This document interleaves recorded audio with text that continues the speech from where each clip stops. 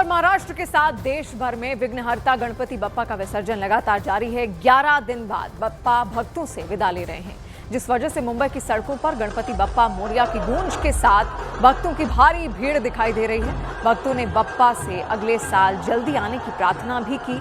BMC और Mumbai police ने विसर्जन के लिए पूरी तैयारी की है। शहर भर में 12,000 से ज्यादा मंडलों और घरों के गणपति का विसर्जन हो रहा है। खासकर लालबाग की राजा का विसर्जन जुलूस सबसे आकर्षण का केंद्र होगा, जो करीब 22 घंटे तक चलता है। और कल सुबह लालबाग से यात्रा शुरू होगी और गिरगांव चौपाटी तक भक्तों की भीड़, ढोल ताशों और गणपति बप्पा मोरिया के जयकारों के साथ माहौल भक्तिमय हो उठेगा। तस्वीर आप यहाँ पर देखिए, देश भर में गणपति विसर्जन की धूम है और ऐसे में बप्पा को विदाई के लिए अब तैयार किया जा रहा है। विशेष श्रृंगार आज के दिन भी उनका किया जाता है। एक विशेष आरती उनकी उतारी जाती है, क्योंकि 10 दिन बाद लोगों के घरों से, बड़े बड़े गणेश पंडालों से उनकी विदाई होती है। तो ऐसे में आपने देखा तो है ही भारतीय संस्कृति में किस तरीके से किसी की भी अगर विदाई हो तो भव्य तरीके से उसको दी जाती है, ताकि वो भी जीवन भर याद रखे। ऐसे ही है बप्पा की विदाई।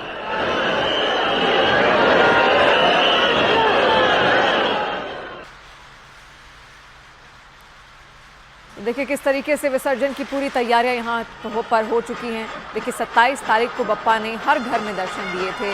हर घर में, हर भारतीय घर में उन्होंने अपनी एक अलग छटा यहाँ पर बिखेरी थी। और बप्पा को लाया ही इस कारणवश जाता है क्योंकि वो विघ्नहर्ता कहलाए जाते हैं।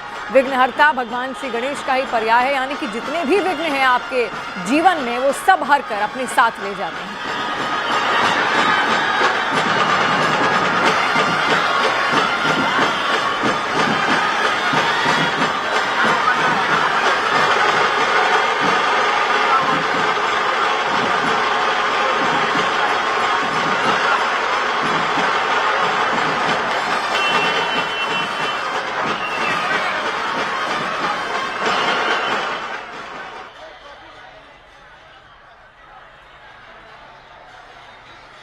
तो उत्सव देखिए किस तरीके का एक भव्य उत्सव पूरे देश भर में आज के दिन आपको यहाँ पर दिखेगा। देखिए कहा जाता है कि भगवान श्री गणेश का जन्मोत्सव होता है इसी वक्त पर। माँ पार्वती ने उन्हें जब उपटन लगाया तो अपने उपटन को इकट्ठा किया और उसमें प्राण भरे और तब बने भगवान श्री गणेश। और तब उन्होंने भगवान श्री गणेश को एक जिम्मेदारी दी कि वो उनके भवन की रक्षा करेंगे और किसी को भीतर नहीं आने देंगे। तभी भगवान शिव जब जिद करते हैं कि उनको अंदर जाना है, तब भगवान श्री गणेश भगवान शिव को रोक देते हैं और इसी में क्रोधित हो जाते हैं भगवान शिव। भगवान शिव उनके सिर को उनकी धड़ से अलग कर देते हैं और इससे बेहद दुखी होती है माँ पार्वती। माँ पार्वती फिर उनसे कहती हैं कि आपको अपने पुत्र को जीवन देना होगा, कि मेरा पुत्र है। तब भगवान शिव गजराज का सिर लाते हैं और वो भगवान गणेश के मस्तक पर जोड़ देते हैं और तब बनते हैं भगवान श्री गणेश, जिनको आज हम उनकी इस मूर्ति को यहाँ पर पूजित करते हैं। कभी अलग अलग तरीके की मूर्तियाँ आपको यहाँ पर दिखेंगी। भगवान गणेश कहीं पर नृत्य करते हुए एक मूर्ति में दिखेंगे, कहीं पर वो बैठे हैं, विराजमान हैं, आशीर्वाद दे रहे हैं, ऐसी मूर्तियाँ हैं। तो कहीं पर हाथ में उनकी पुस्तक है, तो कहीं पर मोदक खाते हुए, हाथ में मोदक लिए हुए भगवान गणेश की देश भर में अलग अलग तरीके की प्रतिमाएं यहाँ पर कारीगर तैयार करते हैं। ऐसे में देखिए 5 तस्वीरें किस तरीके से देश भर में गणपति विसर्जन की धूम है, अलग सी ये तैयारी है। और ऐसे में देखिए रंगोत्सव भी होता है, रंगों के जरिए रंग उड़ाए जाते हैं और भव्य आयोजन होता है।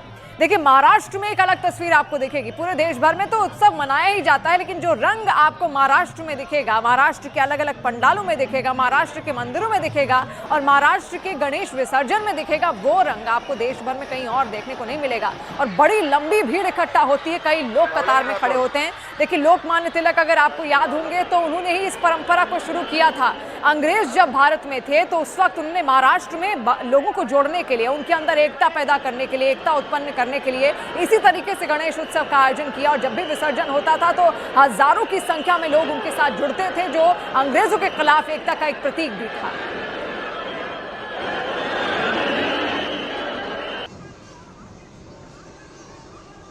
तो ऐसे में ये अलग अलग तस्वीरें आज देश भर से हम आपको दिखा रहे हैं। लोग झूमते गाते नजर आ रहे हैं, सड़क पर भक्तों का सैलाब लगातार लगा हुआ है।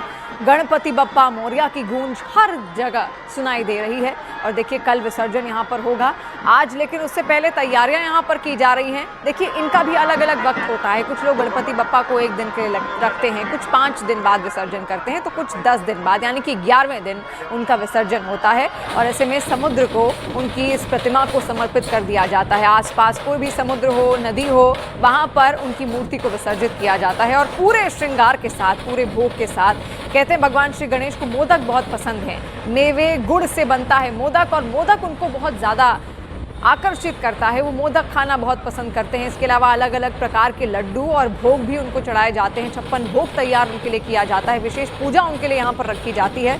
और जब भी भगवान श्री गणेश किसी घर में प्रवेश करते हैं, किसी पंडाल में प्रवेश करते हैं, कहीं पर भी वो प्रवेश करें, उनकी मूर्ति की सबसे पहले होती है प्राण प्रतिष्ठा। प्राण प्रतिष्ठा यानी कि प्राण फूंकना उस मूर्ति के अंदर, और ऐसे में उस मूर्ति के अंदर प्राण आ जाते हैं। यानी कि सोचिए बप्पा आपको देख रहे हैं, वो महसूस कर रहे हैं, जो भोग आपने उनको लगाया वो ग्रहण कर रहे हैं। क्योंकि हिंदू परंपराओं में यही माना जाता है कि जब भी किसी मूर्ति का पूजन हो गया, उसकी प्राण प्रतिष्ठा हो गई, तो समझिए उस प्रतिमा के अंदर जीवन आ चुका है, प्राण आ चुके हैं और वो देख रहे हैं। ईश्वर स्वरूपी वो प्रतिमाएं आपको देख रही हैं, आपके भोग को भी ग्रहण कर रही हैं। अब ये तस्वीर आप देखिए जिसका इंतजार दूर दूर से तमाम गणेश भक्त के यहाँ पर करते हैं। ये लालबाग के राजा हैं। देखिए भव्य उनकी ये रैली यहाँ पर निकाली जाएगी और कल सुबह 22 घंटे के बाद ये यात्रा लंबी यहाँ पर जब निकाली जाएगी, तब विसर्जन होगा भगवान श्री गणेश की इस मूर्ति का। और देखिए ये मात्र प्रतिमा नहीं है, भगवान श्री गणेश खुद अवतरित है एक तरीके से, वो आपको देख रहे हैं। ड्रोन के जरिए भी देखिए किस तरीके से पूरी वीडियोग्राफी बाकायदा यहाँ की जा रही है। दूर दूर से श्रद्धालु आते हैं, मात्र आपको मुंबई के आसपास के नहीं दिखेंगे, ये दूर दूर से यहाँ पर पहुंचे हुए हैं। और हजारों श्रद्धालु हर साल बड़ी संख्या में बप्पा के दर्शन के लिए यहाँ पर पहुंचते हैं। और देखिए पूरे इलाके में गणपति बप्पा मोरया की गूंज है। देश भर से अलग अलग तस्वीरें हम आप आगे और आपको दिखाएंगे।